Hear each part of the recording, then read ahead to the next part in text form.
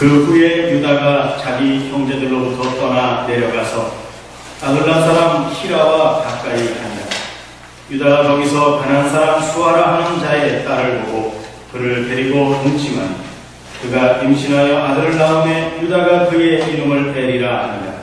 그가 다시 임신하여 아들을 낳고 그의 이름을 오난이라 하고 그가 또 다시 아들을 낳고 그의 이름을 셀라라 하니라.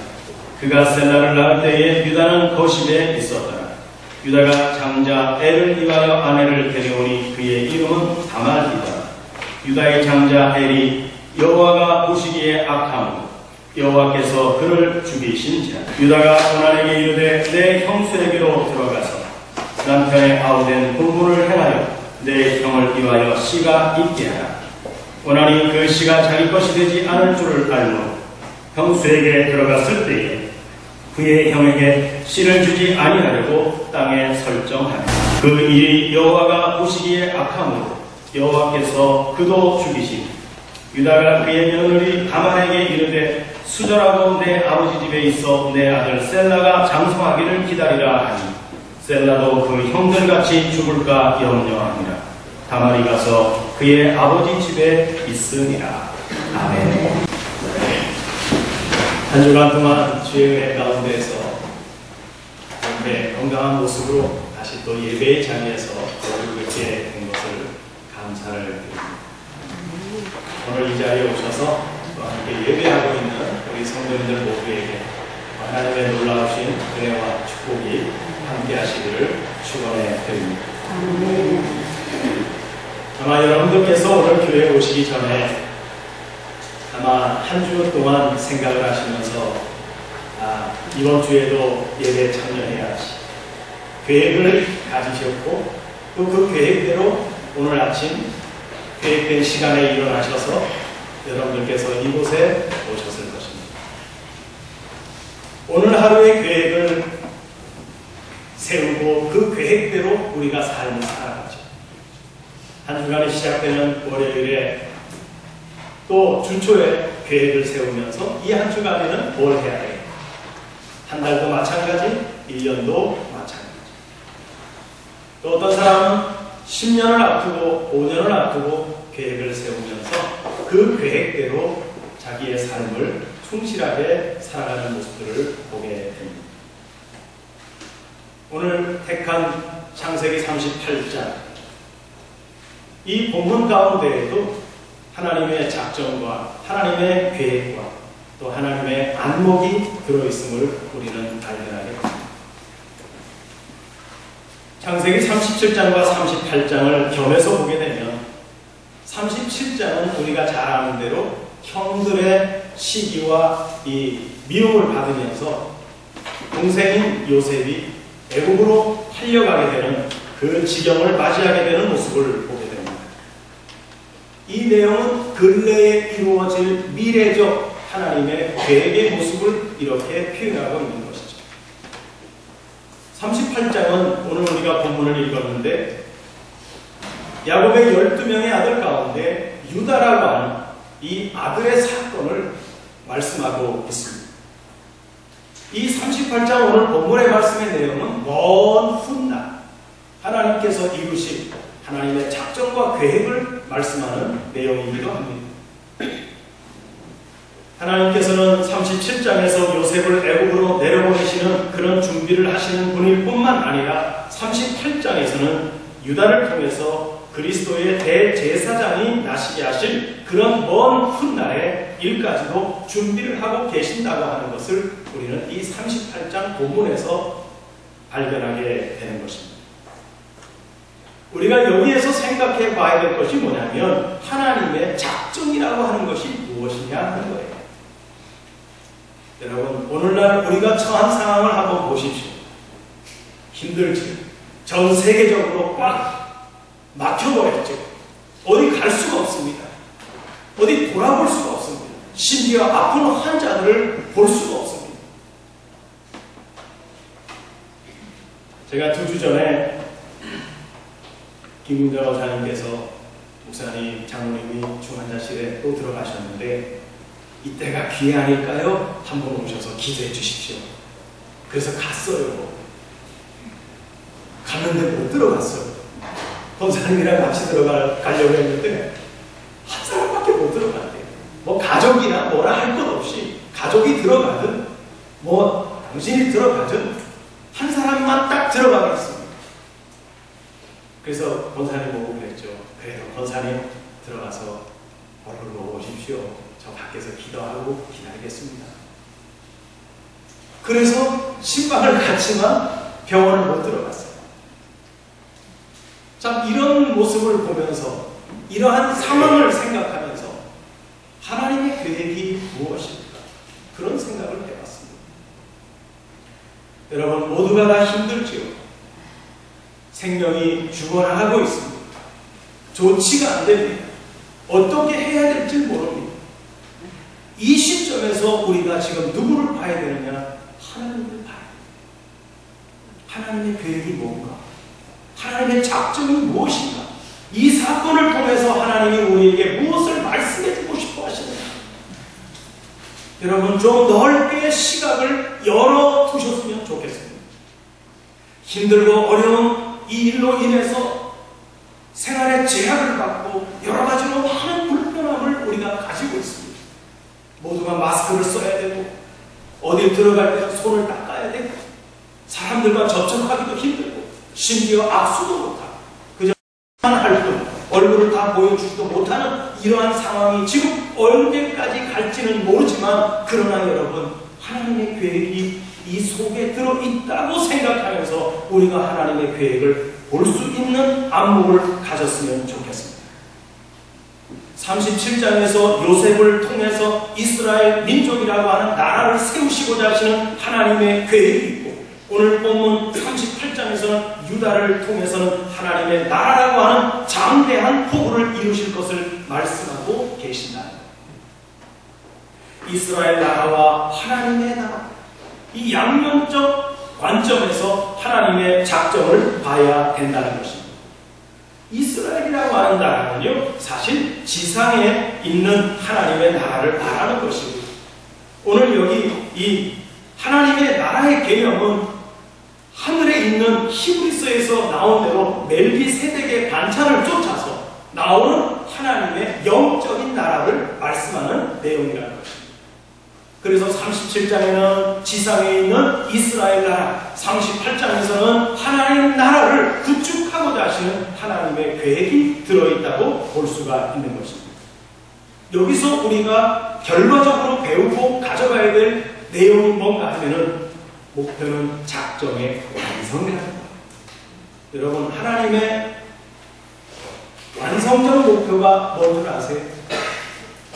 하나님의 완성적 목표는요 우리로 하여금 영적인 하나님의 자녀들 되게 하셔서 하나님 나라에서 영원토록 하나님의 자녀로서 살게 하시는 목적을 갖고 계신다는 것을 잊지 마시기를 바랍니다. 하나님의 목적은 거기에 있어요. 우리가 잘 사는 거, 우리가 높은 지위에 올라가는 거 그것도 중요하겠지만 하나님은 거기에 관심 없습니다. 하나님의 관심은 어디 있다고요? 육적인 우리 사람들을 예수 그리스도를 영접하게 하셔서 하나님의 자녀들 되게 하셔서 영원한 하나님의 나라에서 영원토록 하나님과 함께 사시고자 하시는 계획이 큰 계획으로 있다는 것입니다. 그 계획 가운데 지금 주어진 말씀이 38장 오늘 본문의 말씀입니다. 그 작정을 이루어가는 과정 속에서 일어나는 사건들이죠. 중요한 것은요 하나님의 뜻이면서 그것이 곧 우리의 목표라고 하는 사실. 이 목표를 잃어버리지 마시기를 바랍니다. 우리는 어찌되었든 코로나가 발생했든 가고 싶은 곳으로 가지 못하든 어찌되었든 우리의 목표가 뭐냐면 하나님의 나라에 들어가는 것. 그러한 시작이 37장과 38장입니다. 오늘 우리가 읽었던 38장을 보면서 37장을 우리가 조금 더 생각해 봐야 될 이유는 뭐냐면 야곱의 때가 이제는 아들의 때로 내려가는데 두 가지 계통을 타고 내려간다는 거예요. 요셉을 통해서는 야곱의 후손들과 또 이스라엘을 통한 멜기세덱의 반차 그리스도의 계통, 이것이 지금 37장과 38장에서 동시에 역사가 이루어져 가고 있다고 합니다. 요셉은 자식을 얻기 위해서 내려가는 것이 아닙니다. 형제들을 애굽에서 이주시키기 위해서 내려가고 있죠. 그런데 유다는 그의 후손의 시작이 될 수 있는 자식을 얻기 위해서 아둘람이라고 하는 곳으로 내려가고 있습니다. 이 요셉과 유다의 이름 그대로, 요셉은 그 이름의 뜻이 뭐냐면 하나님이 더하시다, 그런 뜻입니다. 그래서 축복을 얻기 위해서 애굽으로 요셉은 지금 가고 있는 것입니다. 유다는 그 이름의 내용이 하나님의 찬송입니다. 그래서 그는 어디로 지금 내려가요? 아둘람으로 내려가고 있는 것입니다. 그래서 38장에서는 이 유다 사건이 시작되는데 37장에서는 유다가 요셉의 형제들로부터 미움과 시기를 받는 그 사건 때문에 상당히 갈등하고 고민하게 됩니다. 그 가운데 이 유다라고 하는 형제가 요셉이 팔려가는 모습을 보면서 마음에 심히 고민을 하고 갈등을 많이 겪는 가운데, 그래서 그의 마음속에 이런 생각이 들었던 거예요. 이 형제들하고 같이 있으면 뭐하겠나? 또 동생 팔아먹지 않겠나? 이런 생각하면서 그 형제들 곁을 떠나야겠다고 하는 이 마음을 갖게 되는 것입니다. 그래서 오늘 보면 1절이 이렇게 말하죠. 그 후에 유다가 자기 형제에게로 내려가서 아둘람 사람 히라에게로 나아가니라고 말씀하고 있습니다. 그 증거가 바로 뭐냐면 유다가 자기 형제에게서 내려갔다, 그렇게 표현하고 있습니다. 점잖게 표현했죠. 그런데 원의적인 표현에서 보면 형제들로부터 분리되고 형제들로부터 내가 떠나보내야 되겠다, 그런 작정을 여기에서 우리가 볼 수 있는 것입니다. 그래서 이방 사람인 히라라고 하는, 아둘람 사람의 히라라고 하는 사람에게 가서 아주 그곳에 가서 자리를 잡고 정착하려고 했다는 것이고, 나중에 보시게 되면 유다의 모든 산업이 어디에 있게 되냐면 아둘람 사람 히라가 사는 그 지방에 그의 모든 산업이 거기에 딱 묶여 있다고 하는 사실을 보게 되는 것입니다. 그리고 2절에 유다가 거기서 가나안 사람 수아라는 자의 딸을 보고 그를 취하여 동침했다고 합니다. 가나안 사람 수아라고 하는 사람의 딸들 중에서 그 한 사람을 택해서 아내로 맞이하게 되는데, 그 여인을 통해서 태어난 자녀가 셋입니다. 첫째는 엘, 두 번째는 오난, 세 번째 아들은 셀라입니다. 그런데 이 아이들의 이름을 보게 되면 문제가 발생할 수밖에 없는 내용을 우리가 발견하게 됩니다. 3절에 등장하는 엘이라고 하는 이 아들의 이름의 의미가 뭐냐면 자극하다, 일깨우다 라고 하는 의미를 갖고 있습니다. 이 첫 번째 아들은 악을 일으키게 하는, 악을 자극시키는, 그가 죽게 된 것도 7절에 보면 하나님께서 그가 악을 행함으로 하나님이 그 악 때문에 이 큰 아들을 어떻게 했다고요? 죽여버리셨다고 합니다. 우리도 어떤 사람을 보면요, 어떤 사람은 주는 거 없이 미운 사람이 있어요. 또 어떤 사람은 참 좋은 것 같은데 소도둑놈처럼 생긴 사람들, 그런 모습처럼 이 엘이라고 하는 사람은 주는 거 없이 미운 사람이에요.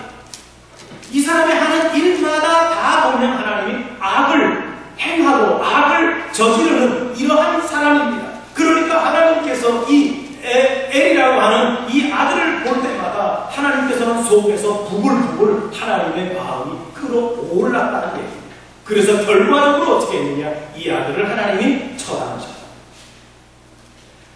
무엇이 악하기 때문에라고는 나오진 않지만은 7절에 하나님 보시기에 악이, 그 악으로 인하여서 그를 하나님이 죽이셨다고 그렇게만 나옵니다. 그게 무엇인가 하면 악을 일으키게, 또 악을 자극시키게 하는 그것을 의미하고 있습니다. 두 번째 등장하고 있는 이 아들이 오난입니다.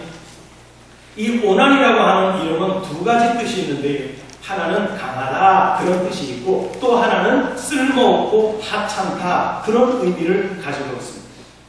이 오난은 속된 말로 표현하면 건장한 남자예요. 무엇인가 이룰 수 있는 남자예요. 그런데 결국은 이 건장한 남자, 힘이 좋은 남자임에도 불구하고 좋은 힘을 어떻게 했다는 겁니까? 쓸모없게, 가치없게 써버렸다는 거예요. 이런 대로 모든 삶이 나타나는 겁니다. 그리고 마지막에 셀라인데, 이 막내가 장성하면, 셀라는 이름의 의미가 뭐냐면 요구하다, 그런 뜻입니다.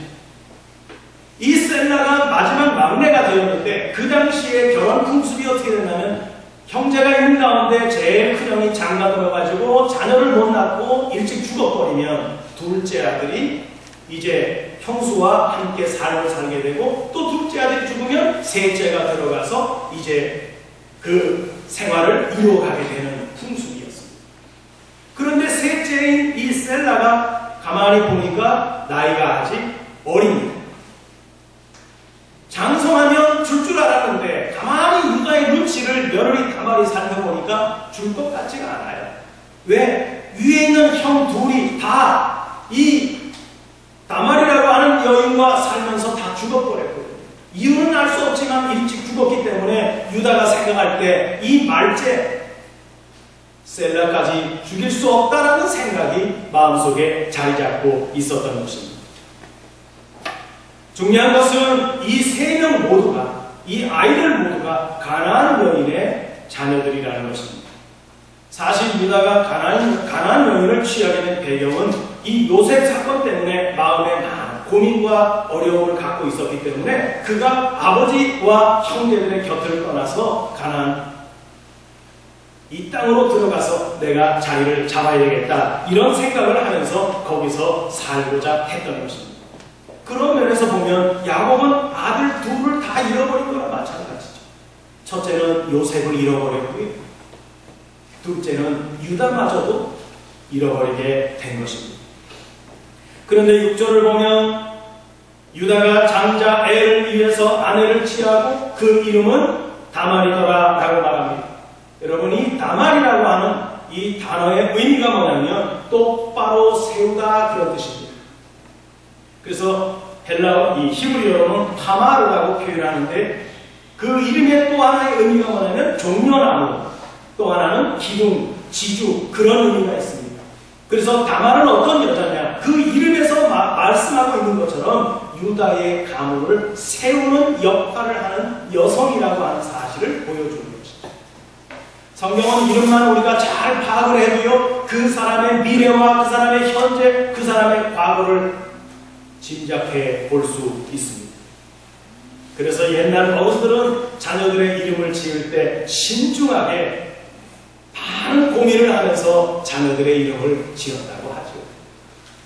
오늘날은 젊은 아버지들이, 젊은 어머니들이 자녀들의 이름을, 예쁜 이름을 지으려고 많이 애를 쓰지요. 여러분, 그 이름 속에서 성경이 말하고 있는 대로 그 이름 속에서 그의 삶, 과거와 현재, 미래가 다 들어있다는 사실을 우리는 조금 기억해 보아야 될 필요가 있다는 것입니다. 이 다말이라고 하는 여자의 이름대로 이 여자는 이 유다 집안의 며느리로 들어와서 이 유다 집안을 세워야 되는, 기둥 같은 역할을 해야 되는 여인으로서 등장을 하게 되는 것입니다. 이제 큰아들 엘은 엘대로, 오나는 오나대로, 셀라는 셀라대로 다 그 가문을 못 세운 사람들이었죠. 그런데 그 유명한 가문을 세우는 여자가 바로 누구라고요? 다말이라는 거예요. 이방 여인입니다. 9절을 보십시오. 오나니 그 씨가 자기 것이 되지 않을 줄 알므로 형수에게 들어갔을 때 형에게 아들을 얻게 아니하려고 땅에 설정했다. 이 땅에 설정했다고 하는 단어가 샤하트라고 하는 단어인데, 의미가 뭐냐면 파괴하다, 방치하다, 엎지르다, 더럽히다, 그런 뜻이에요. 오나니 그런 생각을 했을 겁니다. 형이 죽었습니다.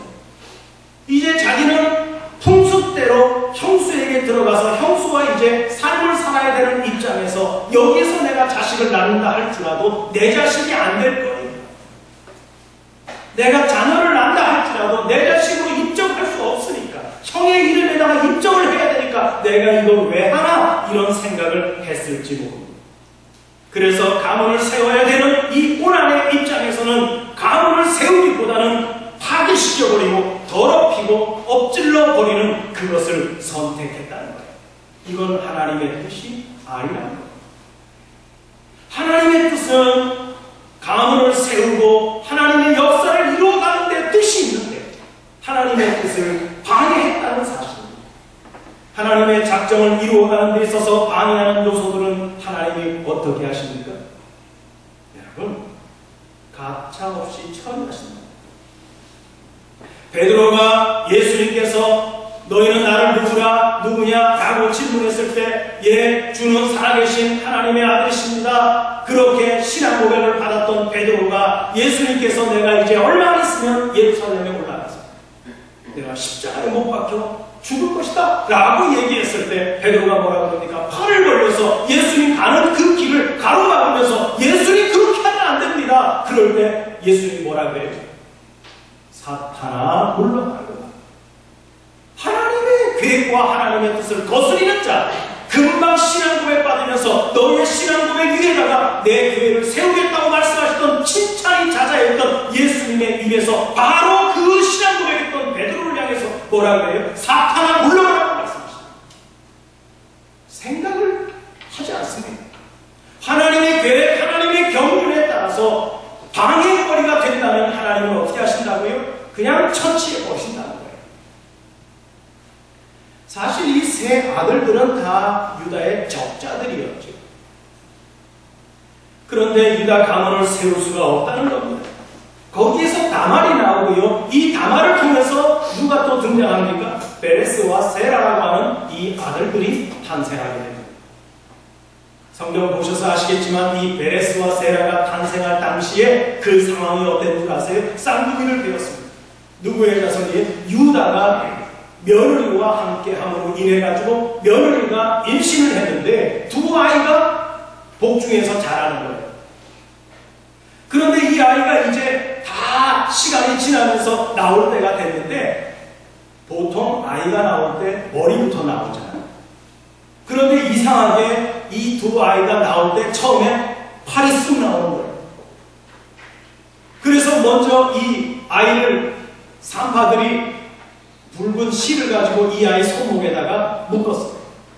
그런데 이 손이 쑥 들어가더니 그 다음에 누가 나오느냐면 그 다음에 우리가 알고 있는 베레스가 먼저 나오고 그 다음에 손에다가 붉은 끈을 맨 그 아이가 두 번째로 나오는 거예요.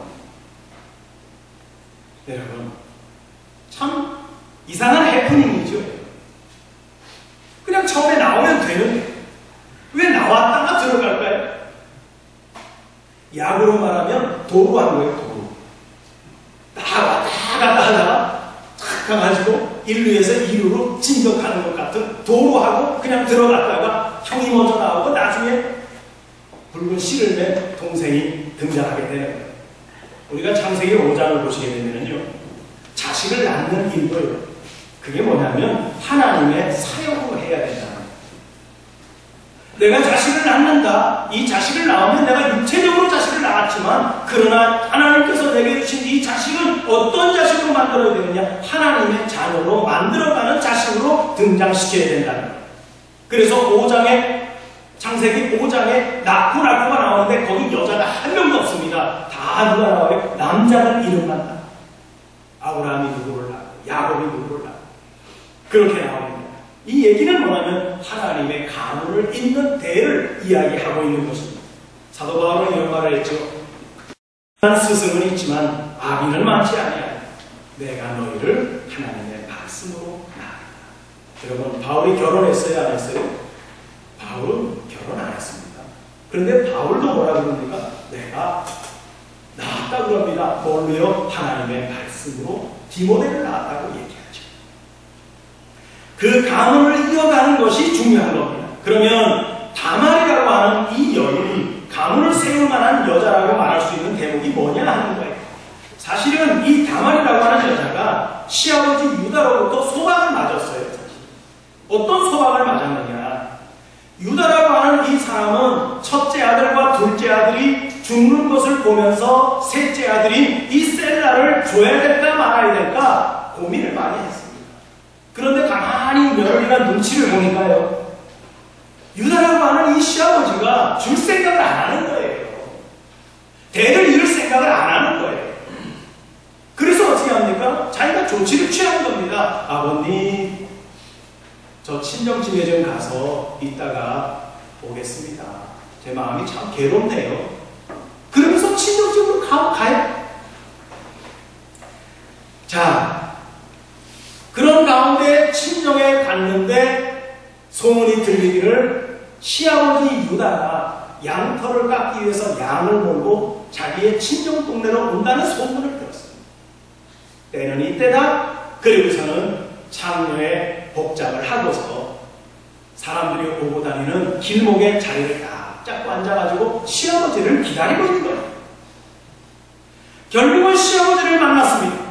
여기서도 중요한 것은 뭐냐면 다말이 이런 행동을 했다고 하는 거, 이게 바로 뭐냐면 자신을 던졌다는 얘기인데요. 이것을 다른 말로 표현하면 뭐냐면 자기 목숨을 바쳤다는 거예요. 이 당시에 간음을 하면 그 벌이 뭐예요? 돌에 맞아 죽는 거예요. 여러분, 다말이 이렇게까지 할 수 있는 행동은 뭐였느냐? 이게 중요한 거예요. 성경 족보에 5명의 여인들이 나오죠. 다말을 비롯해서 룻도 나오고 마리아도 나오고. 자, 이 여인들의 족보에 들어갈 수 있게 된 원인이 뭡니까? 그들 모두가 한결같이 자기의 목숨을 바쳤다는 거예요. 자기의 목숨을 들여서 어떻게 하면 하나님의 영적인 족보를 이어가려고 하는 그 참담한 심정이 이 여인들 삶에서 들어있다는 것입니다. 다말이라고 하는 여인도 그런 심정을 가지고 시아버지를 만난 거예요. 자기를 던졌다라고 하는 성경의 의미는 죽음을 불사했다는 얘기예요. 뭐 그렇게까지 할 필요 있을까라고 생각할지 모르지만 여러분, 하나님께서는 어떤 사람들을 쓰시고 사용하시느냐? 자기를 포기한 사람들을 하나님은 들어서 사용하시고 하나님 나라의 기름으로 쓰신다는 거예요. 뒤로 어려운 일이 있으면 뒤로 빠지고, 힘든 일이 있으면 뒤로 빠지고, 나는 이거 못해, 나는 저거 못해, 이러한 사람들을 쓰는 게 아니라 어떠한 상황에서도 자기의 목숨을 던져버리고 자기의 목숨을 불사하려고 하는 믿음과 신앙 있는 그러한 사람들을 통해서 하나님의 역사는 이루어져 가는 것이고, 끊어질 수밖에 없는 예수 그리스도의 족보는 누가 조상이에요? 유다가 조상이거든요. 그 유다로부터 시작된 그 매개체가 누구예요? 다말이라고 하는 얘기예요. 다말이 없었다면 예수 그리스도가 이 땅에 존재할 수 있을까요? 없습니다. 이 여인의 자기의 생명을 던지는, 이 불사하는 자기의 생명을 던지는 이 상황이 있었기 때문에 예수 그리스도가 우리에게 오신 거예요. 요셉 사건에서 우리가 볼 수 있는 것이 자기를 주었다는 거 아닙니까? 다 내주었다는 거 아닙니까? 여러분, 그래서 요셉이 맨 마지막에 뭐라고 합니까? 형님들이 요셉의 실체를 알고 나서 벌벌벌 떨 때 요셉이 뭐라고 합니까? 형님들 걱정하지 마십시오. 하나님이 나를 먼저 앞서서 나를 이곳에 보내신 것뿐입니다. 나는 형님들에게 감정 없어요. 형님들을 떨지 마세요. 내가 형님들의 자녀들까지 다 돌볼 것입니다. 형님들 걱정하지 마십시오. 이게 요셉의 신앙 고백 아닙니까? 다말도 마찬가지입니다. 자기를 내주었다는 겁니다. 그가 중요한 것은 그런 과부로서 창녀의 모습을 하고 성문에서 시아버지를 기다리고 있었던 것은 전혀 육적이거나 정욕적인 것이 하나도 없었다는 거예요. 대를 잇고자 하는 그 열망, 그거 하나 가지고 그가 살았다는 것입니다.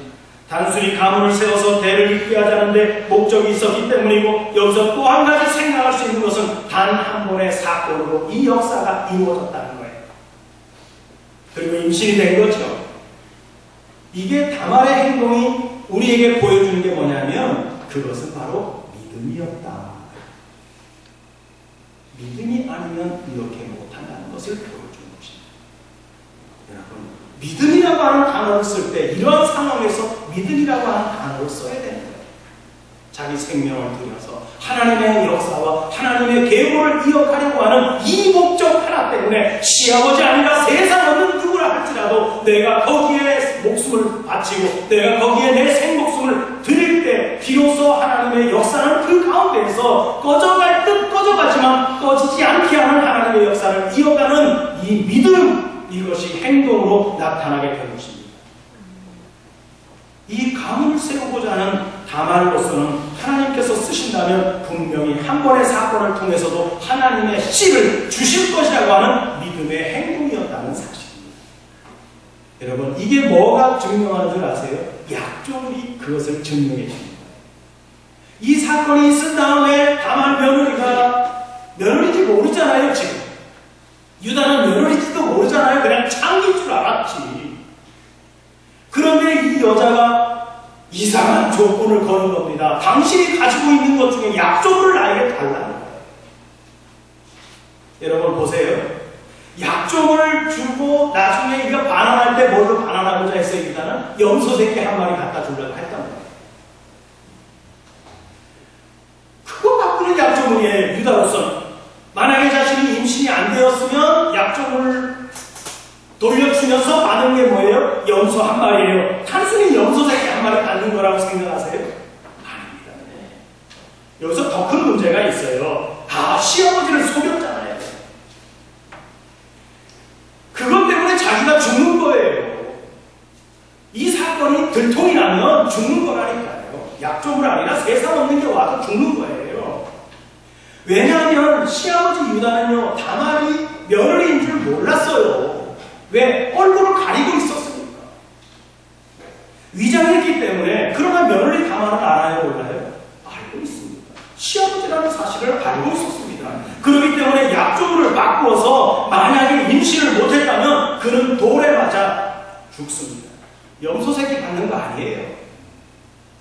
우리는 처음부터 다말은 염소 새끼에 대해서 관심이 없었다는 것이고, 또 하나는 육적인 요구를 한 것이 아니라는 것이고, 세 번째, 확실히 이번 사건을 통해서 씨를 얻을 것이라고 하는 믿음이 있었다는 거예요. 여러분, 우리가 하나님의 말씀이 씨앗이라고 그러는데 겨자씨만한 믿음이 있을지라도 이 산을 들어서 저 바다에 갖다 던지우라 해도 그렇게 된다고 하는 믿음, 이 믿음 받기 위해서 우리는 얼마나 많은 열정을 가지고 하나님 앞에 나아가셨느냐. 죽기까지 했습니까? 피 흘리기까지 싸웠습니까?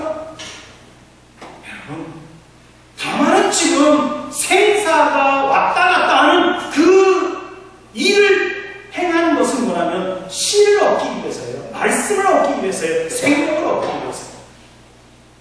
그 다음에 한 가지 생각할 것은 그 지방에는 창녀가 없다는 거예요.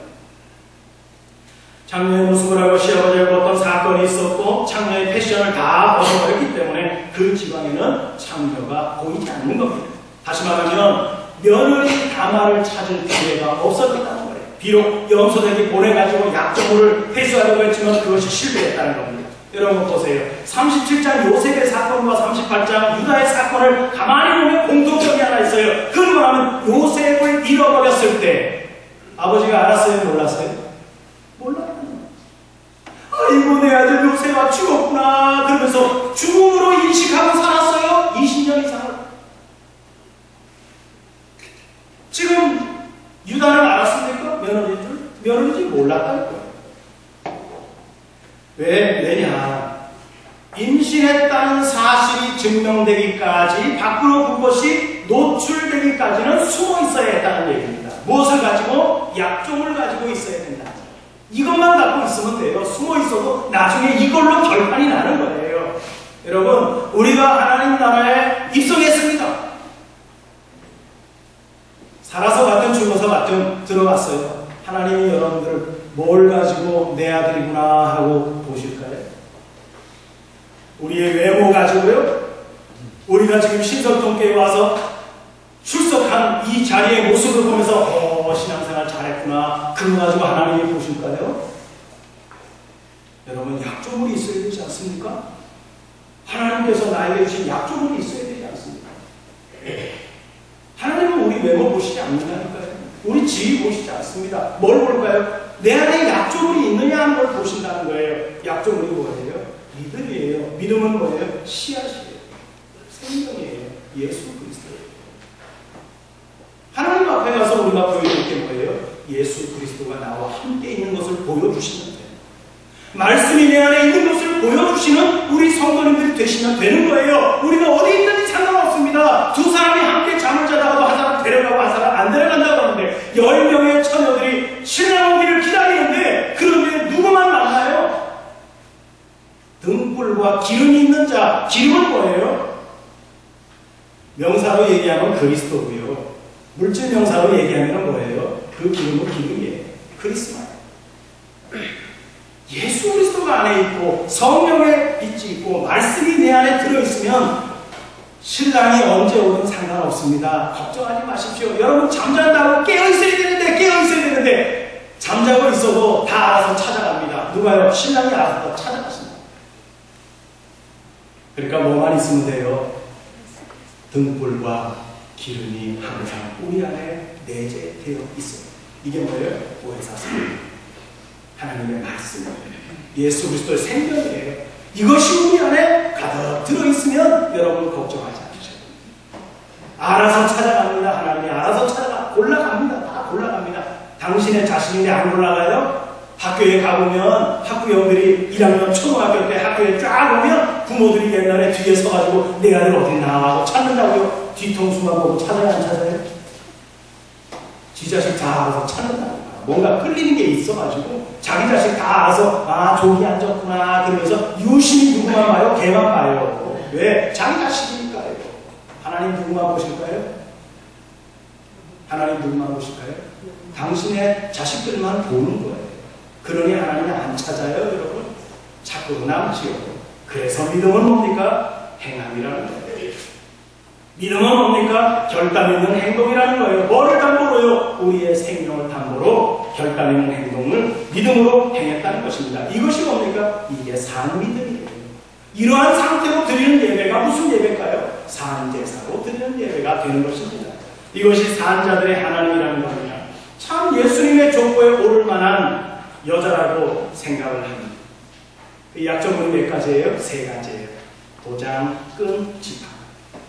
제가 다음 주에 이 도장, 지팡이, 끈 이게 뭘 의미하는지를 함께 생각하고 나누면서 은혜를 나누려고 합니다. 기도하겠습니다.